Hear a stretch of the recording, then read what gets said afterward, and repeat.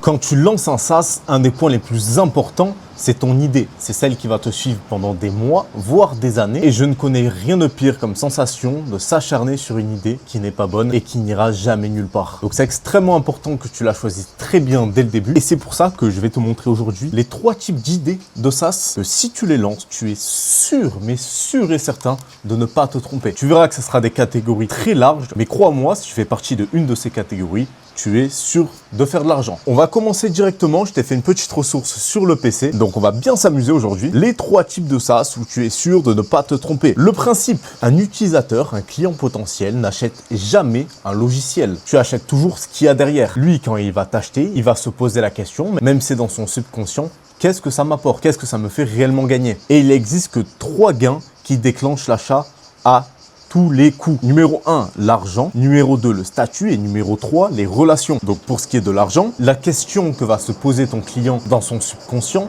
c'est est-ce que ça m'apporte plus que ça me coûte? Comment ça peut se matérialiser? Ça peut être en augmentant les conversions ou les ventes, générer ou qualifier des leads, automatiser des tâches. Ça veut dire que le gars va gagner du temps et tu sais très bien que le temps, c'est de l'argent. Donc, si ton client va gagner 1 heure, c'est 1 heure monétisable. Les SaaS qui font ça, par exemple, c'est par exemple Klaviyo, ça va générer du CA en e-commerce. Zapier, je sais jamais comment on le dit sur ça, excuse-moi.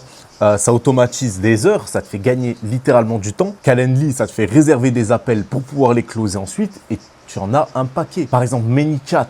Incroyable ManyChat, je m'en sers tous les jours. Ça permet d'envoyer des leads magnets à ceux qui répondent et du coup, ça te fait des leads mais infinis. Le but de ça, c'est que vraiment le ROI perçu vende à ta place. Si je te dis, regarde, tiens 1 euro, mets-le dans cette machine, promis, il y en a 10 qui sortent. Eh ben, tu vas mettre un maximum d'euros. Eh ben là, c'est pareil. Ensuite, le prochain point, c'est que ça te donne du statut. Ça, c'est un autre biais psychologique, c'est que la plupart des choses qu'on achète sont pour le statut. La question que va se poser dans son subconscient, c'est est-ce que ça me fait passer pour quelqu'un de mieux aux yeux des gens? Parce que tout le monde dit oui, je m'en fous du regard des gens, mais tout le monde en a quelque chose à faire. Ça peut se matérialiser par rendre son travail plus impressionnant, un badge, un rang, une preuve visible, un petit peu comme Strava. L'entrée dans un cercle élitiste et garde à l'idée qu'on n'achète pas l'objet, on achète l'image qu'il y a derrière.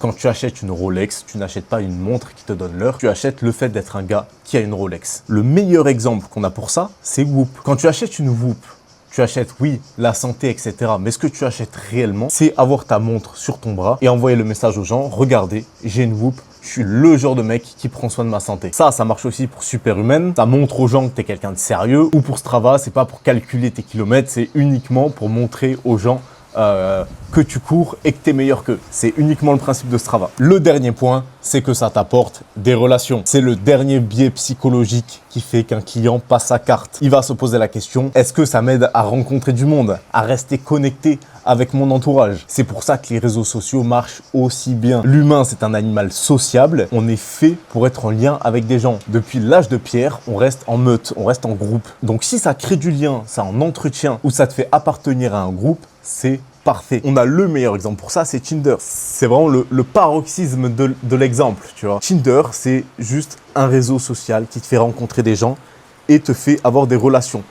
Qui plus est, des relations amoureuses, les plus intenses. Mais sinon, on a aussi Discord et Skool. Ça appuie sur le biais d'appartenance. Tu vois, tu fais partie du groupe. C'est incroyable. Ou alors LinkedIn Premium pour rester qu'avec un environnement pro. Donc, avant de coder, pose-toi une question. Mon SaaS fait-il gagner de l'argent, du statut ou des relations? Si ton SaaS ne remplit pas au moins une de ces 3 cases, ça pourra peut-être marcher, mais tu te mets des bâtons dans les roues. Ces 3 catégories de SaaS sont une véritable mine d'or. Tu es sûr de faire de l'argent parce que tu t'appuies sur de vrais biais psychologiques humains. Donc, au lieu de chercher une idée de je sais pas où que personne ne veut, base-toi sur la psychologie et tu verras que ça ira bien mieux. Donc voilà mon ami, c'était une vidéo courte mais extrêmement importante. Donc si malgré ça, tu as toujours des problèmes avec ton SaaS, ton app ou même que tu veux en lancer un, je te laisse réserver un appel dans la description. Le but c'est qu'on fasse un point ensemble sur ta situation. Si nos profils match, on taffe ensemble, sinon c'est pas grave, on aura passé un très bon moment et on se quitte en bons termes. Sur ce, je te dis à demain, c'était Titouan. Ciao ciao.